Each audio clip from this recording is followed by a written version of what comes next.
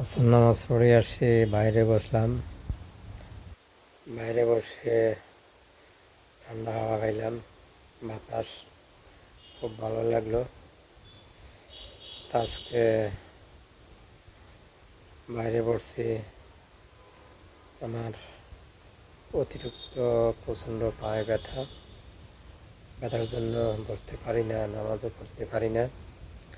সবাই আমার জন্য একটু দোয়া করবেন, আমি যেন আমার ভালো হয়ে যেন আমি যেন সবার জন্য দোয়া করতে পারি। আমি প্রতিনিয়ত আমার প্রবাসী দেশে যে যেখানে আছে সবার জন্য দুই হাত তুলে দোয়া করি। আল্লাহ পাক যেন সবাইকে যেন ভালো রাখে, সুস্থ রাখে, এটাই দোয়া কামনা করে। বাইরের দুনিয়া থেকে যাইতে হলে ইমান আর আমল নিয়ে যাইতে হবে। টাকা পয়সা দান দৌলত কিচ্ছু সাথে যাবে না।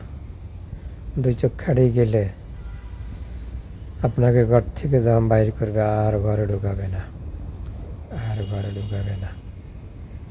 চিরবিদায় আপনার 10 হাত কাপড় আপনাকে কবরে রাখিয়ে আসবে। ভালো থাকে।